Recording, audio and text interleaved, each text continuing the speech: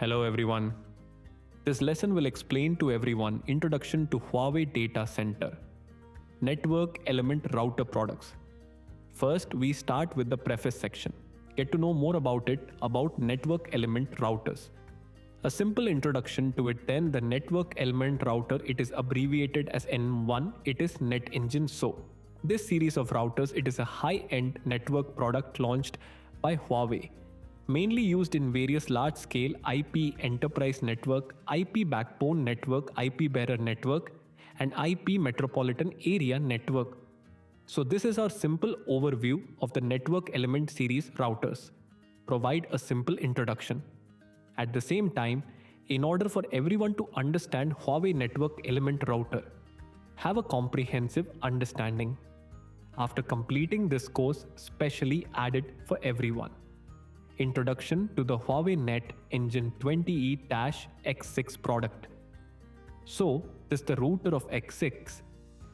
It is a Huawei solution designed for the financial sector, power government, education enterprise, carrier, wait for these customers. A self-developed high-performance router. So this is our simple introduction to the N1 series routers. A simple understanding. After completing this course, our goal is to ability to describe the NetEngine 40EX router, a positioning of one of its products, one of its hardware architectures, then it's one of its cards, then there are some of its distinctive features and functions. Finally, we will pay attention to some of its application scenarios. So this is the course we are going to study the discovered target. First of all, it's about the positioning of one of its products. This picture is obviously already can tell network element router. It is in our entire enterprise network its status. Then it must belong to us. What does it generally belong to? Everyone can take a look. Belongs to our backbone network. That is the backbone layer and aggregation layer. We usually have network element routers. It's already mentioned on that PPT. So NetEngine 40E, X16 and X8. It is positioned at the core of large enterprise networks, or in other words, an exit of the IDC. Then X3, it is positioned at the aggregation layer of large enterprise networks. Or it could be said a core of small and medium-sized enterprise networks. So now we already know NetEngine 40E. It is mainly used in various edge location of large-scale IP networks. For example, a backbone network of IPs, product of Net and Net. Then you can connect to the NetEngine 5000EE core router. Establish business platform with CX600 networking with ME60 and other products. In this way, it can form complete hierarchy, a solution to clear IP network issues. So this is it. Need to configure the N1 router, its product positioning. There needs to be a very clear understanding. Next, we can go take a look. Huawei Network Element series routers. One of the features of this product, a product team, product line, I suppose we can see it comes from Network Element 20 to 20E. Then go to 40E, 48, 40E4, 40E8 and up to the final 80E, 40EX, 3X, 8X, 16. Then go to 5000E. So this is actually based on one of its features, performance of network processing, mainly including one of its interfaces, this capacity, forwarding capabilities, etc. It's an upward lift. Today we are going to learn NetEngine 40E. So it's the X series. How can we actually understand this? What can it be understood as an upgraded version of the NetEngine 40E X series, an upgraded version? So one of its switching capabilities, it is very high. It is very high. From this picture, we can see one of its switching capacities is 2.56 terabytes or above. And then there is forwarding capability. It's at this 1600 gigabits per second. It is such a forwarding capability. So let's take a look. NetEngine 40E is a form of one of its products. So let's take a look. In fact, from NetEngine 40EX, 16X, 8X, 3, take a look. its height from its appearance, it has been decreasing continuously. What does that indicate? One of its 1 by 1 capacity. Interface board capacity, it must have been decreasing all along. So we can take a look at its height. The height is 32U from this X16, then keep descending continuously. Descend to 14U, then go to 5U, then go to 4U. Wait for lower, then the bandwidth of the backplane. We can also take a look. This X16, it has a bandwidth of 20 terabytes like this. 15 terabytes straight down, 1.35 terabytes. So actually, in the final analysis, this series. A different move from a different series are the number of slots are different number of slots, because there is a corresponding exchange module above switchboard, then interface board. Because of these boards finally form the one of its formations. Transformed the performance, so this is a whole product group, key highlights. Actually from my X16 to my X3, actually all this single board, it actually supports hot swapping. In other words, its compatibility is relatively good, so its capacity varies. What is the main purpose? Meet the needs of different customers. This is the real key factor. Otherwise, he wouldn't have said so. Making so many for no reason. A different model he must be doing it for. Meet the needs of different customers. Now, let's take a look below.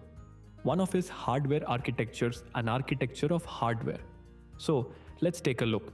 The architecture of its logic from the monitoring plane, then control management plane, is data plane divide into three such a plane in such a system architecture. It is an architecture divided into three planes. What are the benefits? The advantage is that I can improve the reliability of my system because each of my planes is independent of each other. Independent of each other, no impact. If, like usual, if you say if three of these planes are put together, once a fault occurs in the plane, this will directly lead to my system. An issue with the system malfunction, so control. Plane separation of data, plane and control plane distributed forwarding. Then a 3-tier architecture of a switch. It is one of its entire network element. It's one of the 40E. One of its logical architectures. Everyone needs to pay a little attention to this. Now we can go and see one of its exterior designs. So let's take a look. Sequence number of these modules. Let's go take a look. First one is the air inlet. Air inlet. What is 2? Then MPGU. MPGU is a module of a control board. Then exchange. 3 is the switching board, switchboard. What is 5? 5 is the cable routing area. If it's 6, then it's the fan zone. Then 7 is the low frequency filter unit. Low frequency filter unit. 8 is the system power distribution module. Then regarding 9, what is this? A module for monitoring the system. So what's behind this? It is a specific quantity of it. Specific quantity. Usually it is achieved. What to achieve? 1 redundancy. In addition to this system monitoring unit, it is a quantity. Take a look at the others. Everyone, take a look. It has 2 of them. It always comes in pairs. Let's take another look. First, take a look. A schematic diagram of one slot of it. Illustration of the slot. Start marking from one mark, this as 18. Then in the middle, it goes from 19 to 22. So many modules like this slot. These are all these modules. What exactly was put in there? First, let's take a look at LPU. LPU is the line processing unit, line processing board. What is the MPU then? MPU is a control board, main control board. What is SFU switchboard model? A network board for switching. In fact, these are all abbreviations of English words. This should be easy to understand. I will mainly take a look. How did it happen? How to place it? What is placed in slots? 17 and 18. MPU main control board. SFU switch network board. It is placed in the middle.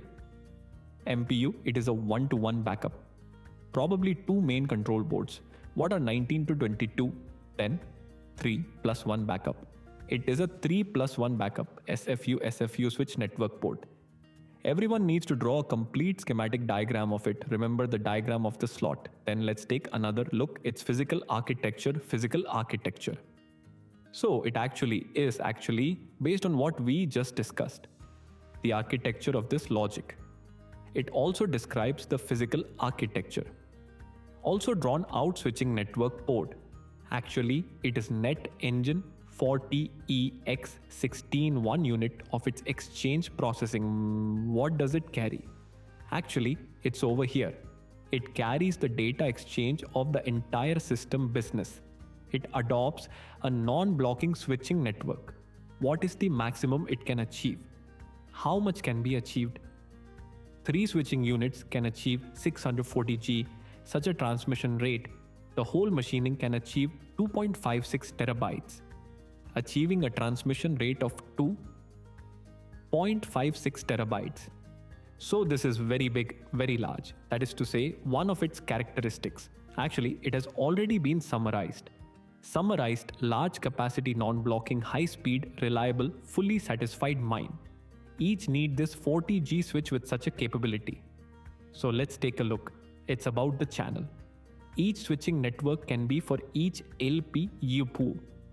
This provides 8 pairs of high-speed serial links. So for each pair of this rate can achieve 3.125 gigabits per second.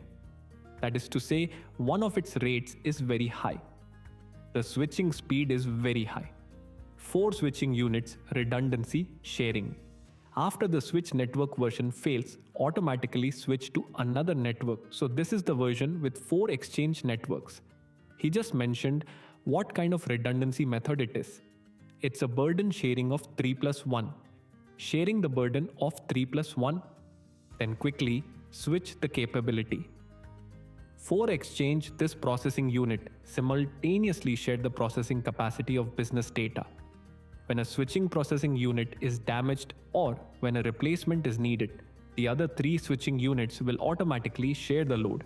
Ensure business data will not be interrupted. This is what you just said. 3 plus 1 backup redundancy. Next, let's take a look. X16 has a power supply for one of its partitions. Power supply for partitions. So, you can see X16 backplane. It has 4 zones. There are 4 zones. Each area has 2 power lines. There are 2 power supplies, power input.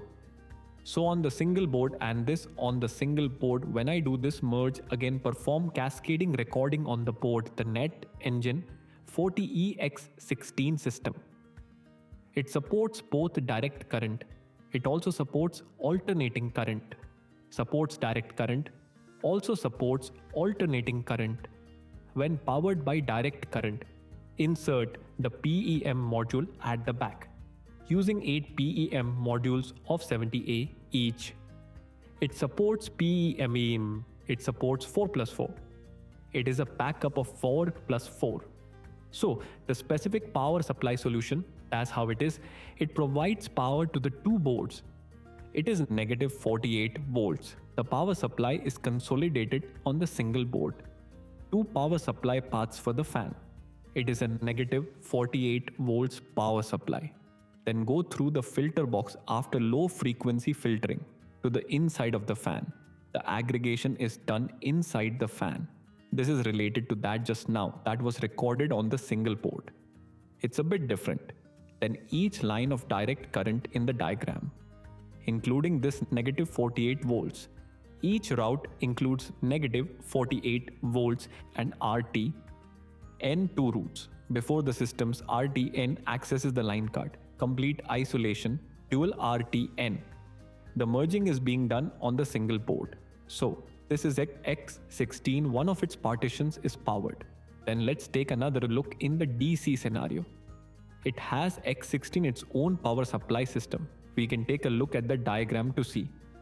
This X16 its backplane has the same 4 partitions. Each partition, 1 input with 2 power supply paths. Back up the merge, recording on the board X16 system. It is the same as we just did. It is direct current. Both communication and interaction are possible. DC and IC are both possible. So everyone, take a look at this. Go take a look. This is a power supply system powered by a DC power supply, mainly about its PEM module. Need to familiarize yourself with the modules of this PEM. This is one of its fans. And this is NetEngine 40E power supply system. What is mainly being discussed here? One of its appearances is an appearance power supply for communication. As shown in the diagram, when communicating power supply, it will be external. Everyone can see from the diagram, it will have two external IC power modules. So according to the whole machine select. According to power size. Rectification module. Connect to the IC power supply unit again. Equipment's DC, P, E, M. In this case, it can provide power to the device, IC power supply, based on DC power supply. Actually, it has been increased.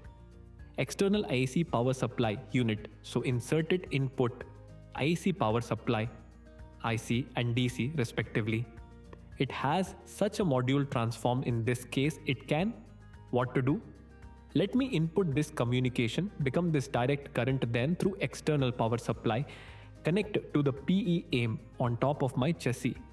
So give all these boards as well to this fan module. This frame is also good. Power supply can then be carried out. That's one of its ACs. IC power supply, which provides power to it. Preparation principle.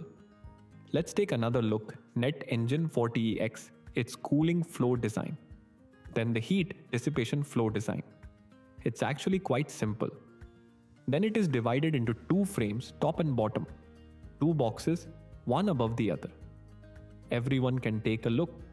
Above the rear view, there are two boxes, one above and one below. So the air duct is a front to back outlet air duct. First in, last out. What does that mean? Everyone can take a look. I am from this side. We come in here. The cold wind is coming in from in front of me. Through my circulatory system, bring in the cold air. After the air enters, take away the heat behind my components, then take it out from the fan. Behind me, let the hot air dissipate. So that means the air inlet I installed on the top frame is located in the system front above this port area. The air outlet is located in the system, the top of this rear board. The upper and lower compartments are designed for separate heat dissipation. Take a look, everyone. It is a top-notch, one up and one down when entering. Air comes out both above and below SFU plug-in board area of the intermediate device. The air inlet in this area, where is it? It's on the left side of my case. SFU plug-in area. The two slots above take in air from the left side to the right side later. Just now we were entering the wind. Look at this. Look at this side. The SFU plug-in board area is going up, suck up and move upward. Then it converges with the airflow from the upper frame. After the convergence of the airflow above me, then go out again. Similarly, the same applies here. After the uplink and downlink are connected, they will merge with an airflow under my rack. Then go out again. In that case, actually, is it or not, it has three air ducts. There is an independent channel at the top and bottom of the device. Using the method of intake, air at the front and exhaust air at the back. Vertical placement of dustproof net on curved design. In that case, significantly large area, less than wind resistance, improve the overall heat dissipation efficiency of my system. The two dustproof nets are the same. The air duct in the SFU plug-in board area, located on the left side of the jack maintenance in front of the dustproof net. The depth and single board are consistent. The height is the same as the four network boards. So in summary, the main point is that means him. Let's take a look at one of his. Such a design, his upper and lower frame ducts are independent, not mixed together. In this case, his heat dissipation will indeed be much better. Then the fan frame is rear mounted fan design. make the airflow more uniform. So, what about his fan? Let's take a look at 1 plus 1, a redundancy fan.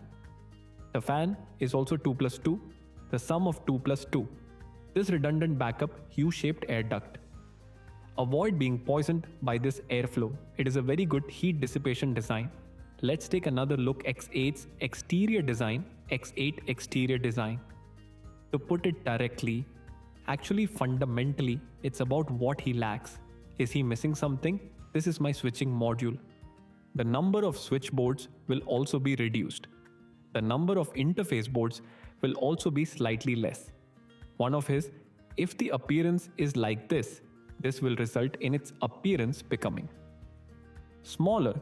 The appearance will become smaller. His switching capability. Certainly, our X16 is unmatched. This is the X8, an illustration of one of his slot positions. Everyone can take a look. So actually, he is the same. He exchanged a modulo for this modulo. For exchange, he is placed in the middle. He has 3 from 1 to 8. He is the one who inserted it. From 1 to 8, he inserted the LEP Hue. This SRU, then he is backed up 1 to 1, then 11. This plug in the SFU, he is a backup for 2 plus 1, a backup of 2 plus 1. Similarly, based on this logical framework, in fact, we take this physical diagram, physical frame structure. It's easier to understand this way. Easy to understand. So, the switching network board. It's a processing unit for the exchange of this X8. It is equivalent to carrying the entire exchange with the entire business, an exchange of business data. Similarly, he adopts a non-blocking architecture. It's the same as our X16. So one of his exchange capabilities, it is 48G. 48G is the uplink, same as the downstream, both are average 240G. Such a line speed switching capability. So X8 actually has one unit of 3 switching networks. The units of the 2 exchange networks are 1 unit each for 2 main controls, integrated on top of one code. In that case, I'm just called this routing exchange unit. The other switching unit adopts an independent switching network SFU40C. So the entire switching network adopts a 2 plus 1 backup method. 3 switches function as a unit, simultaneously share the processing task of business data when there is an exchange unit processing. When this processing unit is damaged or needs replacement, the other 2 switch processing units will automatically share their workload. Ensure business data will not be interrupted in the final analysis. Let's count again. It's a complete machine in its entirety. How much can he provide? He can provide because of the 3 exchange networks. It is a capacity of 1.440 for such a switch. Let's go take a look together. Power supply of one of his X8 partitions. So actually, this is related to the X16 we talked about earlier. Mainly, the partitions have decreased. He now only has 2 partitions. The backplane has only 2 partitions. At the same time for each partition, of course, there is still one input for 2 European power supplies. Recording on the single board, the same X8 supports both direct current DC and alternating current IC power supplies. When using DC power supply, rear insertion of PEM module, then adopt 4 PEM modules. So with 4 of them, he is a backup of 2 plus 2. One of his power supply solutions is, if 2 power supplies for the single board negative, 48 volts power supply, the merging is done on the single board. The negative 48 volts powering the fan. Dual negative 48 volts power supply. After low frequency filtering through the filtering shell, perform the consolidation again at the fan frame. Then, each route of direct current power. What does it actually include? 2 paths of negative 48 volts and RT. The system's RTN re-accesses the single board. It was completely isolated before. Two RTNs are merged on the single port. When powered by IC power, he actually has an external power supply. The exchange power supply box, then according to the total power of the whole machine, optional rectifier module. Then install the IC power supply unit PEM section after receiving the equipment. As we just discussed earlier, this adapter fits the road navigator the same way through communication. Conversion between alternating current and direct current. Convert alternating current into direct current. Then power the supply equipment, that's the principle. Let's take another look. X8 has a cooling design. So the design of heat dissipation. Actually, we can talk to just now X16 had a heat dissipation design. Make a comparison like this, there is actually a slight difference. Because just now we had this X16, it has a relatively large volume. What is he? He has two channels, one up and one down. Both channels above and below. The X16 cooling system solved the cooling problem of this system. Now let's take a look. Heat generated by the system board dissipated by the cooling system. So this on the board, in this case, the gas temperature on this board controlled by the cooling system. In this way, I can have stable long-term employment. Now let's take a look at the cooling system. In fact, among these three systems, what does it mainly include? Including this fan frame, each frame has a total of one fan. Then there are some fan monitoring boards, a temperature sensor, dust-proof net system inlet and outlet system air duct. This is what we call the whole A cooling system because there is only one fan in each frame. So if this fan fails, then the other fans will automatically run at full speed. After the system single fan fails, the cooling system can support the device. Actually, it can support devices when the environment is below 40 degrees so he can work in the short term. If it fails, actually it needs to be done immediately. It's just some maintenance personnel going to perform maintenance. Temperature sensor located respectively at the system air outlet and the system board, used to monitor the temperature of single board components, and pass through the main control chip issue, commands to adjust the fan speed to achieve the purpose of controlling the temperature of the single board device. In other words, he uses a temperature sensor monitor the device that measures the temperature of this single board and then through the main control chip. Why should I issue the corresponding command? For example, it's just like the electric fan in our home. He has gears, so he can do this. Can control the temperature devices of my single board, the temperature of this single board device. Then the system power module. There are two built-in fans that will operate. This is an independent heat dissipation because the power module is relatively important. If there is an issue with the power module, that will definitely cause the entire system to crash. So let's take a look. His entire cooling structure, the system air duct of X8, is front to back airflow. It is also a form of a wind tunnel that is front to back. So the air inlet is located in the system. Above the front board area, the air outlet is located above this single board at the back of the system. So one of its air outlet, the two fans are placed in a variable exhaust configuration. Rearranged, each frame has a fan. The system has an adequate cooling method. Cooling fan heat. Dissipation method. Then he can enter the wind from above. After going up there again, then from this rear fan area, upper fan zone, he has a downward trend. Further down the road, he can also converge the hot air upwards. Aggregation. Similarly, it is a U-shaped air duct. A limited air duct. Then let's talk about this X3. So this interface module of is even less than this, less relatively speaking. His module count became even fewer. Then his height, the appearance, weight and so on must have been reduced at once. So in fact, the X3 router. Why is he also divided by power supply?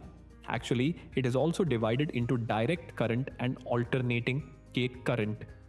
Two power supplies, this IC and DC. A form of two products. So let's take a look at one of his an illustrative diagram of this slot. So this is actually simpler. 2 MPUs, 2 main control boards, 1-to-1 backup, then the difference between 1 and 3 is this LPU, a module of the interface. So pay attention to our X3. He does not have SPF. Everyone needs to pay attention to this. He is a port of this full mesh transaction. No need for a separate switch network board. So what about him? He does not have. Not what we call this SFU. So this is what we call the full mesh architecture. Full mesh architecture. In that case, he is straightforward in this way of connection. The connection method is through full LPU connectivity. Full mesh, fully connected. In this case, it won't be necessary. Go ahead and use our SFU. Let's take another look at his power supply. So as I mentioned before, in fact, regarding X3, he is based on the product's words. He can be direct current. It can also be alternating current. So DC power supply and IC power supply. Each has its own, consists of 2 power supply units. A backup of 1+1 to increase the reliability of my power supply reliability. So the diagram above describes the DC power distribution system I have installed. There are 2 PEMs. PEM provides the rear fan to me. These modules perform a function on this port, a battery level. This is still relatively good because we are transitioning from X16 to X8, start decreasing one by one downwards. In fact, the basic principles are all the same, just mentioning a possible missing module causing his entire. This architecture seems to be getting simpler and simpler. Then take a look at X3. One of his designs for heat dissipation are designed for heat dissipation. So, X3 system air duct. It is a form of air duct that is left in and rear out. Air inlet located on the left side of the system, the air outlet is located at the rear of the system. The fan is located at the system exhaust port system. Only then can there be a sufficient way of heat dissipation. So everyone can go take a look at his A schematic diagram of the entire air duct. Overhead view after going up to the air inlet, he is air outlet located at the rear of this system. Then we look down from the rear again, looking down, entering from the left side. Then go from his back end, go to the exhaust fan. So in this way, the design of the exhaust air aims to achieve a more uniform airflow. It's also a U-shaped air duct. Did everyone see that it's a U-shaped air duct?